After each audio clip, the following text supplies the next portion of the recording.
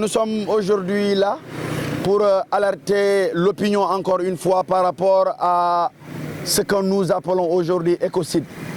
Nous sommes actuellement juste aux berges du fleuve Casamance au niveau de Kolda. Et le grand souci, c'est que nous avons eu l'information, ou bien sûr eu dire aujourd'hui qu'il y a une station d'essence derrière nous présentement qui est en train d'être construite. Et nous appelons à ce qu'il y ait arrêt des travaux. Pourquoi? Parce que c'est de l'hydrocarbure.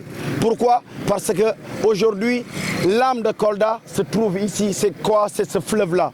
C'est là où nous pouvions vendre, nous, notre destination. C'est là où les Koldois boivent. C'est là où cette biodiversité est installée. Nous ne pouvons pas comprendre aujourd'hui que l'on soit dans un projet de vision, de voir Kolda dans des lendemains meilleurs. En quoi? En revitalisant ce fleuve-là. Ce joyau dont on nous a vendu pendant des décennies qu'il sera revitalisé, dragué, curé pour que les gens puissent s'épanouir, pour que l'on puisse avoir cette économie verte ici à Kolda. C'était ça nos attentes. Mais aujourd'hui, si on nous dit qu'on est en train de faire quoi? De construire une station qui va vendre de l'hydrocarbure avec la nappe phréatique, avec la biodiversité, avec tout ce qui tourne autour de cela. C'est un écocide, c'est-à-dire c'est un désastre, c'est l'agression de tout Koldois.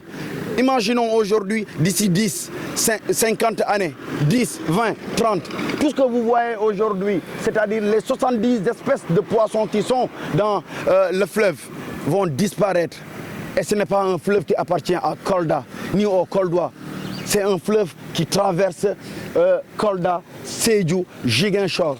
Donc on va impacter jusqu'à Ziguinchor. Cause pour laquelle nous nous sommes dit en tant que militants écologistes, société civile, citoyens koldois, qu'il faut qu'on arrête cela. Aujourd'hui, là où nous sommes, nous ne savons même pas ce qui est en train d'être construit. Ce qui veut dire qu'il y a cacheterie. Ce qu'on a eu à faire, c'est qu'on a adressé des lettres.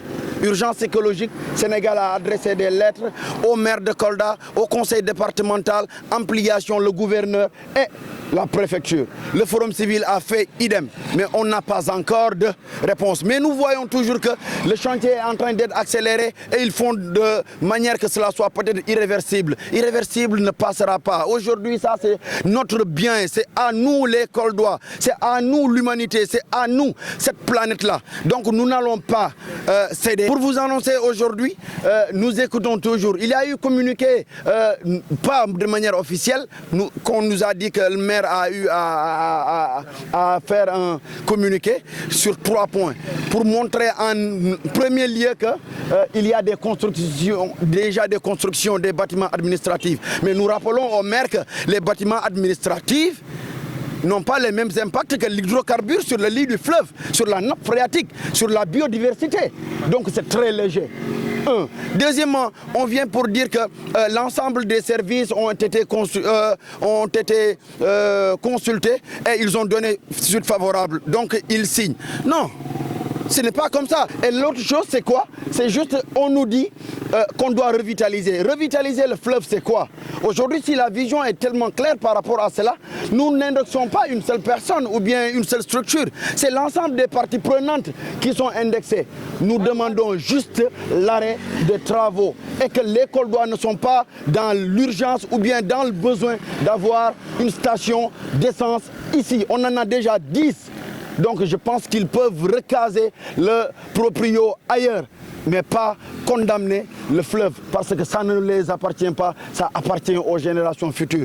Aujourd'hui, là où nous sommes, on parle des zones humides.